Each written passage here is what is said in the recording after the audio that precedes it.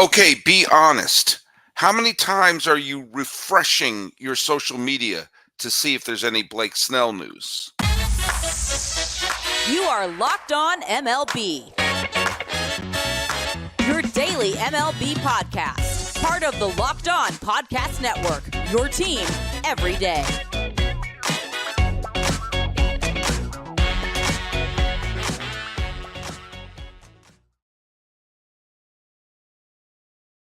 Hello, baseball fans, and welcome to Locked On MLB, part of the Locked On Podcast Network, where it's your team every day. This is the daily podcast. We talk about all of Major League Baseball. I am your host, Paul Francis Sullivan. Where's my lower third? There it is. Feel free to call me Sully. I have been podcasting baseball for well over a decade now, and we're about to start my sixth full season here at the Locked On Podcast Network. Where has the time gone? I don't understand the concept of time. Follow us at Locked On MLB Pods on Twitter or whatever it's called now, and Instagram. I'm your pal Sully. I'm at Sully Baseball on Twitter, Sully Baseball Podcast on Instagram. If you're following us on YouTube or Twitter or wherever you go and you want to put a hashtag, let us know that you're listening to us every single day. And I get an idea of who my everyday listeners are when you put that hashtag Everyday Sully. Want to get an idea for that. Let's go to the trivia question I threw out the other day. I said, who was, besides Sandy Koufax, the only pitcher to throw a complete game shutout in Game 7 of the World Series the same year they won the Cy Young Award? And a bunch of people said Jack Morris, who did indeed throw a 10-inning complete game shutout to win Game 7 of the 1991 World Series. But alas, Jack Morris and I are tied with Cy Young Awards. Jack Morris never won the Cy Young Award. Neither did I. Neither did Josh Beckett, who threw a complete game shutout to clinch the 2003 World Series. But that doesn't count because that was Game 6. I'm talking Game 7. And the last one to do was actually a two-time Cy Young Award winner. And wait, I thought was it Scott Horsemeyer, who's turning into one of my great trivia answer deliverers there. The answer was Brett Saberhagen.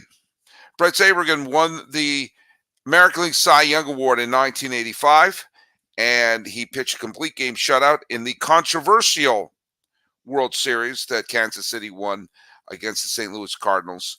It's controversial because the Royals should not have got the leadoff man on their game-tying, series-saving rally because of the blown call by the late Don Denkinger. But then again, Don Denkinger didn't allow the hit and the wild pitch and everything else that happened in the bottom of the ninth. And Don Denkinger didn't have the Royals lose. What was it, 11-0 in the final game? Yeah. Anyway, that's neither here nor there. Yes, Brett Saberhagen is an unlikely two-time Cy Young Award winner. He had a wonderful career. Sadly, a lot of it was derailed from injuries, which prevented him from being the Hall of Fame pitcher he probably would have been. He also is one of those classic cases of former Cy Young Award winners who come to the New York Mets and don't do as well as members of the New York Mets. I could write a whole someday I'll do a thing of the greatest former Cy Young Award winners who came to the Mets and, well, not everything worked out great. Hey, let's talk about two-time Cy Young Award winners that not everything turned out great for. Blake Snell is still out there. It's my mom's birthday today. By the way, if you're listening every day, I know my mom does. Happy birthday, Mom. I know I talked to you last night. I'm going to call you again. This is not my birthday card to you. I'm going to be a loving son. I want to end that rumor right now that I'm not. But it's my mom's birthday. It's March 16th. There is going to be a pair of games played in 4 days. 4 days in Seoul between Los Angeles and San Diego. And then the season begins for everyone else about a week after that. And a two-time Cy Young Award winner who won last year's Cy Young Award, had a remarkable season last year for the San Diego Padres, is unsigned. And there is a avalanche of teams, some of whom have images of winning a World Series dancing in their head, who could use a pitcher. Now, every team could use a pitcher. There are 30 teams that could use a pitcher. But to have a situation where you could bring in a pitcher whose peaks are this high and teams that are this desperate, for God's sakes, the Yankees are going to lose Garrett Cole for 2 months. And as I can't stress this enough, Garrett Cole, if let's say best case scenario, it's really only 2 months. He misses April and May, essentially, and comes back roughly around Memorial Day or the 1st of June. Let's just say the 1st of June, make it easier. Then you have 4 months of Cole. You're not going to have 4 months of ace Garrett Cole. He's got to build himself back up. He's probably going to have to do some rehab starts in Scranton or Somerset or someplace like that. He's going to have to build himself up, because he's not going to, okay, now I'm fine, get me in there, and I'm going to throw a 10-inning shutout like Jack Morris did at the end of the 1991 World Series, didn't win the Cy Young Award, Roger Clemens did. But, and that is a huge blow to the New York Yankees, all right? And so having, even if you get Blake Snell coming in, let's say on tax day, maybe he warms up, maybe use him out of the bullpen a little bit, or give him some short starts that by the time we get to tax day, he's back up to speed. That's got to help the Yankees, because at least you have a quality starter in there. And we know the Giants could use another starter. We know the Rangers could use another starter. We know the Mets, if they're going to try to contend, they could use another starter. I thought he was a perfect fit for San Francisco. There were rumors he might be going to Anaheim. I don't understand what that's about, other than the dough. But I said, every day there seemed to be a new place he'd be a perfect fit for. Be a perfect fit for the Chicago Cubs. You put him in that team. You put Snell on that roster, or Montgomery for that matter, and boom, the Cubs are the prohibitive favorite to win the National League Central. Hell, if you're the Twins saying, hey, we lost Sonny Gray, we lost a couple other key players, but we put Blake Snell in there, this is an incredibly winnable division, 85 wins, chances are punches our ticket, why don't we go for it, even if it's a 3-year deal or something like that. Well, the ultimate suitor just showed up yesterday, when you consider the Yankees are not considering themselves a suitor because they don't appear to be in it. They're not in on Cease. They're not in on Montgomery, who they probably should have traded away anyway. Yes, I know Harrison Bader did well in the postseason. Don't come at me there. But the Houston Astros time is right now. They want to win. If they win one more World Series, then they've won 2 World Series since the eyes have been on them. If they win another World Series with all the scrutiny and everything like that, then boom. I'm not saying it erases any of the controversy of 2017 and 2019, let's be honest, but it sure makes it look like, hey, we won 3 pennants and 2 World Series titles when everyone was looking at us. It's a little bit like the Super Bowls that the Patriots won after all their controversy. You can say, hey, say what you want. You can't take these away from us. But what's going on with the Astros? Well, we know Verlander is starting the season on the injured list. We know that Lance McCullers Jr. is going to be starting the season on the injured list. We know Luis Garcia Jr. is going to be on the list there. Probably a couple other juniors are going to be on the injured list now. And now we're getting word that Urquidy he's injured. He said, oh, God, I feel a tiny sore at this joint on my finger. And then we'll get the word he's going to be out for the next 7 years. It's going to be something like that. You put Blake Snell in that rotation. You still have Christian Javier. You still have Framber Valdez. Put Blake Snell in there. Hunter Brown, who knows what you're going to get out of him. But if you look up and you say, hey, wait a minute. Blake Snell on there, he doesn't have the pressure of being the huge ace on that team. And by the time Verlander comes back, holy cats, you could have a team that could be, once again, 100-win team, staring down a potential pennant. Again, all the teams that I've said, Baltimore, if they signed them, they'd be a surefire favorite. Atlanta, if they signed them, they'd be a surefire favorite. And now it's Houston, who, yes, they have a problem, and everyone has said that about every Astro recap since 1995 when Apollo 13 came out. But if the Astros sign him, and it looks like, I keep hearing these things of they're aggressively going for him. Well, go for him. Lock up your AL West. Lock it all up by signing Blake Snell. Go for it. Do it now before I'm done with this podcast. And don't think I haven't refreshed my Twitter, and yes, that's what it's called, a couple times to see, did anyone sign him yet? Anyone sign him yet? Anyone sign him yet? It makes sense. But comes the rub. The Scott Boras situation. There is a Scott Boras situation. And no, I don't think it has to do with vitriol for Scott Boras. I think it has to do with a change of philosophy that maybe Scott Boras has not been the quickest one to adjust to. What am I talking about? Well, just be patient.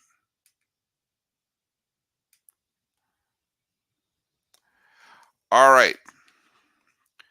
Now, very carefully, we are going to be talking about our friends from Robinhood. Did you know that even if you have a 401k for retirement, you can still have an IRA? Robinhood is the only IRA that gives you a 3% boost on every dollar you contribute when you subscribe to Robinhood Gold. But get this, now on April 30th, Robinhood is even boosting every single dollar you transfer in from another retirement account with a 3% match. That's right, no cap on the 3% match. Robinhood Gold gets you the most for your retirement thanks to their IRA with a 3% match. This offer is good through April 30th. Get started at Robinhood.com/boost. Subscription fees apply. And now for some legal info. Claim as in Q1 2024 validated by Radius Global Market Research. Investing includes risk, including loss. Limitations apply to IRAs and 401ks. 3% match requires Robinhood Gold for 1 year from the date of the first 3% match. Must keep Robinhood IRA for 5 years. The 3% matching on transfers is subject to specific terms and conditions. Robinhood IRA is available to U.S. customers in good standing. Robinhood Financial LLC, member SIPC, is a registered broker-dealer. Now, on to our friends at FanDuel. FanDuel, another way you can find ways to grow your money situation. But you got to say goodbye to busted brackets because FanDuel lets you bet on every game of the NCAA tournament. Whether you're betting on a big upset or a 1 seed, it's time to go dancing on America's #1 sportsbook. Now, listen to me and listen to me well. New customers get $200 of bonus bets if your first $5 bet wins. That's $200 to use on point spreads, money lines. You can even pick on who's going to win it all. Just visit FanDuel.com/lockedon and bet on college hoops until they cut down the net. FanDuel, it's America's #1 sportsbook.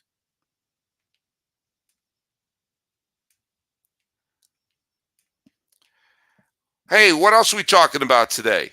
We're also talking about Locked On has created the first ever National Sports 24 streaming channel, Locked On Sports Today. And baseball fans, mark your calendar for March 20th at 7 p.m. Eastern Daylight Time for the best MLB season preview coming exclusively to Locked On Sports Today. On March 20th at 7 p.m. Eastern Daylight Time, be the first to get local insight from MLB local experts on Locked On Podcast Network and some words from your pal Sully. Find it on March 20th, 7 p.m. Eastern Daylight Time on the Locked On Sports Today 24/7 streaming channel on YouTube or on the free Amazon Fire TV channels app. Exhale. Hey, we got our first comment. We're doing a live one here. And yeah, like this was a great call by Randall Fracchesi. If I'm saying your name wrong, I please forgive me. Put Snell on the Orioles with Burns and you have a nightmare. Yeah, the Orioles with their new management could say, hey, we have Burns and Snell plus a couple other solid pitchers in there. The Orioles win the division like that, and they may win their first pennant since Return of the Jedi came out. But no one signed him. And no one signed Montgomery. No one signed JD Martinez. Yes, they're all Scott Boras clients. And I had a couple people write to me over the last bunch of days saying, like, is this because they're getting back at Scott Boras? Is it because they're getting back at Scott Boras? And I immediately poo-pooed that. I said, nonsense. Teams aren't in the business of wanting to get back at Scott Boras. They don't. They want to get better. They want to win. And if it means signing a Scott Boras client, fine. Yeah, I'm sure people don't like Scott Boras. I'm positive of that.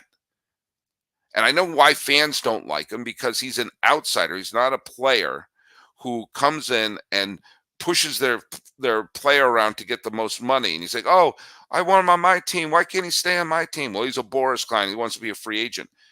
As if anyone else here wouldn't want to have Scott Boras as your agent and walking away with millions of dollars. Look, I love the school that I work at, but if another school offered me 10 times the amount that I make, I wouldn't be like, oh, geez, I got to stay. No, everyone would be able to do that. And Boras has historically been very, very good at that. But it is strange that the clients who are so obviously helpful to teams are all his clients and that they're kind of dying on the vine right now. Now, I've watched a couple episodes of the Michael Kay show, trying to get his pulse, especially in the wake of the Garrett Cole injury. And Michael Kay and Don LaGreca has made a couple of very interesting points that I'll actually quote here and address a little bit here. Michael Kay keeps saying that he has misread the market. And I think he might be right. I think he might be right in that he said, hey, I got a defending Cy Young Award winner. Let's line up the suitors. And that hasn't happened. It's strange that Jordan Montgomery is so clearly a capable, good pitcher who pitched well for the World Series champion Tigers, pitched well when he pitched with the New York Yankees, pitched well for a minute and a half when he was with the St. Louis Cardinals. He certainly could help just about any starting rotation, including Baltimore, to put him alongside Burns. I think he's a solid 2, probably realistically a 3, but certainly gives you rotation depth wherever you slide him at. Excuse me as I scratch my nose. But he's still out there.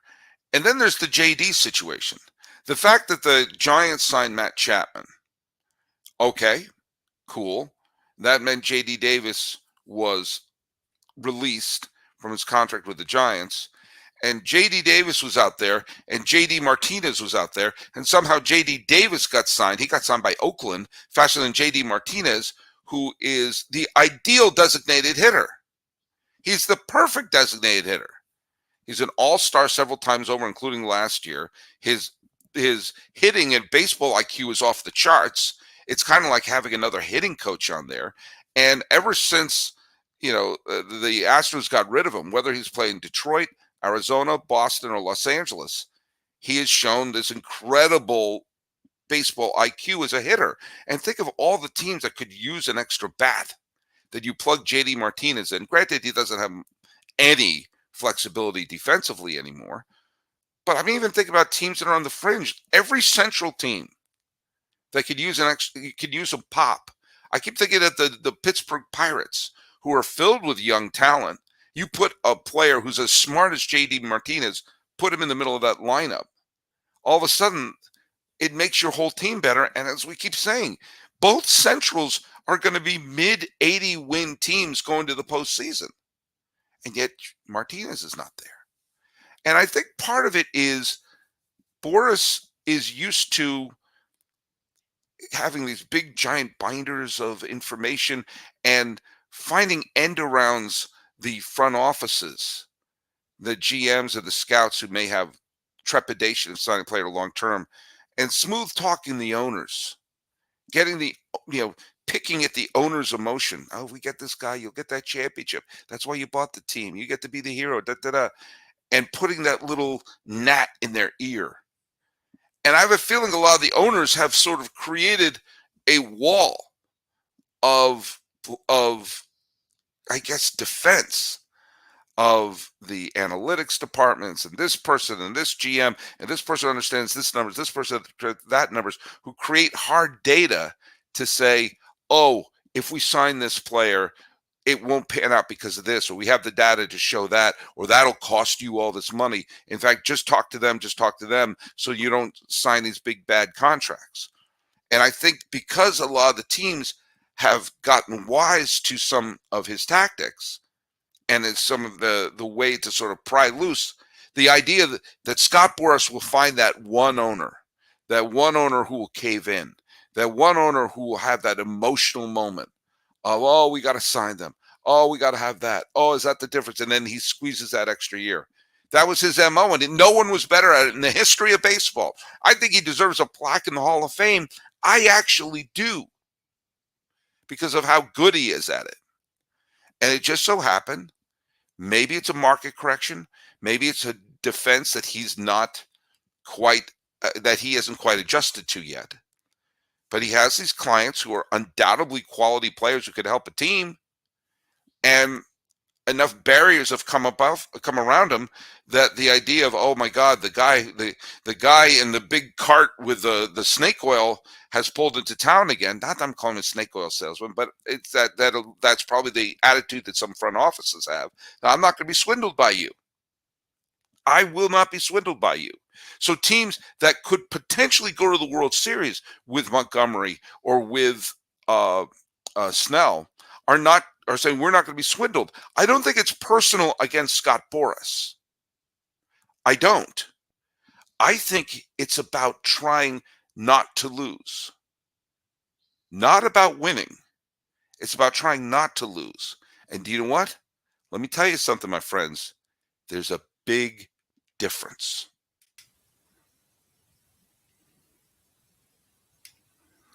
Is TV confusing for you? It used to be easy. You had the channels, then you had cable. Now you have a million services. It's time to make TV easy again. It's time for Fire TV. It is your destination for sports, from live games to highlights to in-depth analysis. Fire TV offers amazing viewing experiences with smart TV, as well as the Fire TV stick that you can plug into your existing TV. Get access to millions of movies, TV episodes, as well as free and live television. Whether it's the college basketball tournament or Big League Baseball starting up, you're going to want to have a Fire TV. And Fire TV has Fire TV channels. Check out the latest videos from your favorite sports brands for free. Locked On episodes like this show are on there, and so are many pro leagues and major conferences as well. Check out great sports, news, gaming, travel, cooking, and entertainment content. Check out Fire TV channels on Fire TV and Alexa devices. Learn more at Amazon.com/LockedOnFireTV. And one more reminder that Locked On has begun the first ever National Sports 24 streaming channel on YouTube. And now it's also available on Amazon Fire TV and the free Fire TV's channel app. Locked On Sports Today is here for you 24/7, covering the top sports stories of the day with local experts of Locked On, plus our national shows covering every league. Find Locked On Sports Today, now available on the free Fire TV's channel app. Let me ask you a question, dear listeners. And by the way, Travis Scanlon, who's listening, makes the same point that I'm saying right now, which is the Twins need to do an initial Correa-type deal with Snell. Yeah, a short-term deal. You do that, the Twins probably win the division easily. But here's the deal. What do you think a general manager wants more? Does a general manager want to be the person accepting a World Series trophy and saying, oh, yes, we won, we won, we won? Or does a general manager want to avoid one of their contracts on the inevitable worst contracts in baseball list? Now, I've made the point that best and worst in terms of contracts are always framed from the owner's point of view, never from the player's point of view. However, when you see the list of contracts, Anthony Rendon's contract is is a bust as of this moment. Now, Rendon could have a great comeback year and lead the Angels to the promised land with his love and enthusiasm for baseball. But that's probably not going to happen. And sometimes general managers see a signing that's done emotionally in the wake of a World Series title. Chris Sale's on the mound when the Red Sox win the 2018 World Series with some extra help. They win that title and they sign him to a contract. I knew, and you knew, we all knew that Chris Sale was going to break down. And they probably should have traded him right then and there on the mound in Dodger Stadium and get top value for him. But they didn't. They signed him to a big contract extension where it didn't pan out. Steven Strasburg leads Washington to the first ever World Series title since the days of Walter Johnson. And he had several wonderful years and was the World Series MVP. And they signed him to a contract which apparently is until the heat death of the universe. And he's played about like 5 more games than I have under that contract. And so when anytime you see, oh, why did they do that? Or that was foolish. A lot of times I believe that some of these front offices are trying to avoid a foolish trade, avoid a foolish signing, avoid a foolish contract instead of going for it now, being aggressive. Because it's less about, hey, a daring move we made paid off and we won it. That'd be nice, but chances are it is a dumb move we made has hamstrung this team. You could argue that the Anthony Rendon and Albert Pujols and some of the other big contracts the Angels all handed out like crazy in the 2010s, which resulted in exactly 0 trips to the World Series and a string of losing years, may have directly led to Shohei Ohtani saying, bye, done. So no one wants to be the general manager who signed a player emotionally or made the deal or was the only one bidding for it. That was the thing that Boras got teams, that one team. It was like, if I find that one dumb team to sign this player to a long-term deal, then that's great. That's all I need. It just takes 1 out of 30. And I think there's a bunch of general managers who look around and go like, wow, my job's not safe. Hell, Kim Ng took a Marlins team, stripped mined of their best players, didn't even get their Cy Young winner effectively pitching and wasn't part of the playoff run, and got them into the postseason, and she got canned.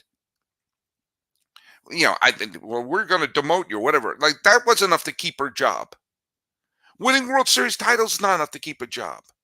All of these, Randall Freckis has made this great point that the O's are still paying Chris Davis. And no GM wants to be the one who made that deal. No GM wants to be the one who traded Ryne Sandberg. No GM wants to be the one who dealt away Zach Gallen and Sandy Alcantara and Randy Arozarena like the Cardinals did in the last bunch of years.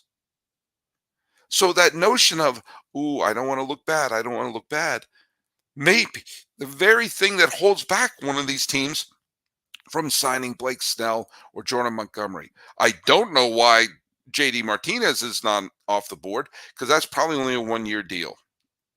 Okay. But do you know what? One GM is going to go out there and push their chips to the center of the table and say, all right, we're going to go for it. And they may be holding up that trophy as a winner, or maybe updating their LinkedIn account looking for a new job. Which brings us to today's trivia question.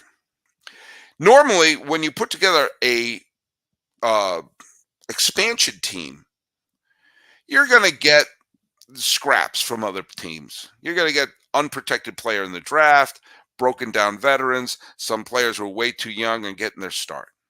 However, one expansion team on their first ever game, their opening day of their first ever season, had 2 future Hall of Famers in their starting lineup. What expansion team had 2 future Hall of Famers in their starting lineup of the first game they ever played? That's your trivia question. Put it right down here in the comments on YouTube, or put it at Locked On MLB Pods on Twitter, whatever it is, or Instagram. I'm your pal Sully. I'm at Sully Baseball on Twitter, Sully Baseball Podcast on Instagram. Always willing to take a chance and do a podcast that's aggressive. even if it's a long-term bust. This has been Locked On MLB. Happy birthday, Mom. I am your host, Paul Francis Sullivan. And do you know what? You can call me Sully.